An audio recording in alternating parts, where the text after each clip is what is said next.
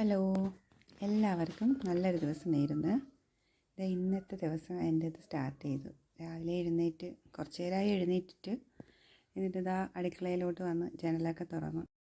ജനലിൻ്റെ സൈഡിൽ കൂടെ ഞാൻ പാവൽ പടർത്തിയിട്ടിട്ടുണ്ടേ. അപ്പോൾ അതിൽ കുഞ്ഞു കായൊക്കെ ഉണ്ട്. അതിനെ ഞാൻ ഇങ്ങനെ ഇതിൽ നിന്ന് വണ്ടൊന്നും കുത്താതിരിക്കാൻ വേണ്ടി ഇത് കവറിട്ട് സൂക്ഷിച്ചേക്കാണ്. അങ്ങനെ ചായ ഇടാമെന്ന് വിചാരിച്ചു.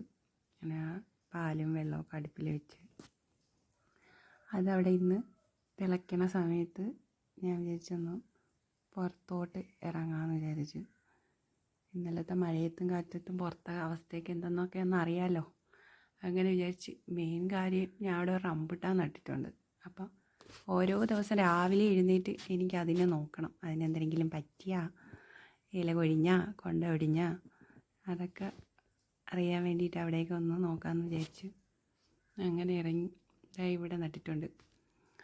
അങ്ങനെ ഭാഗ്യം അതിനൊന്നും സംഭവിച്ചിട്ടില്ല കേട്ടോ. ഇന്നലെ നല്ല കാറ്റായിരുന്നു.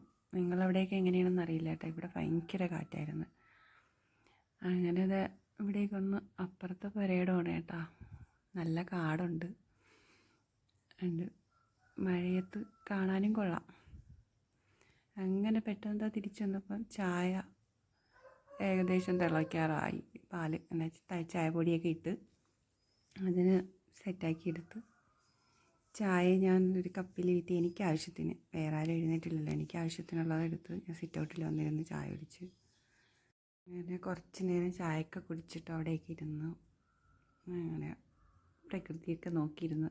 അപ്പം എന്താ അപ്പുറത്ത് പോസ്റ്റിൽ 2 കാക്കകൾ തൂവലൊക്കെ കൊത്തി വൃത്തിയാക്കുന്നു കേട്ടോ. ഇന്നലത്തെ മഴയൊക്കെ നനഞ്ഞതല്ലേ.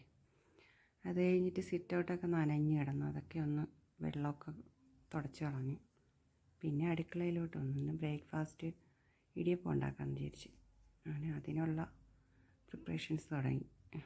ഇടിയപ്പത്തിന് മാവൊക്കെ കുഴച്ച് പച്ചക്കറിയൊക്കെ കുറച്ചൊക്കെ അരിഞ്ഞ് വെച്ച് വെള്ളം തിളയ്ക്കാൻ വെച്ച് അങ്ങനെ അതൊക്കെ അവിടെ നടന്നപ്പോഴത്തേക്ക് പുറത്ത് നല്ല മഴയുണ്ട്. പിന്നെയും മഴ തുടങ്ങി. ഇപ്പം എപ്പോഴും മഴയാണല്ലോ. മഴയ്ക്ക് മാത്രം സമയവും കാലമൊന്നുമില്ല. ഇങ്ങനെ പെയ്തുകൊണ്ടിരിക്കുകയാണ്.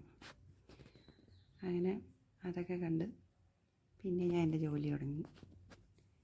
ഇടിയപ്പത്തിന് വേണ്ടി മാവൊക്കെ കുഴച്ച് വെച്ച്